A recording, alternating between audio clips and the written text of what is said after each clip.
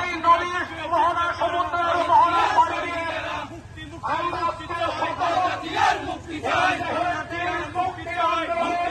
মুক্তি চাই।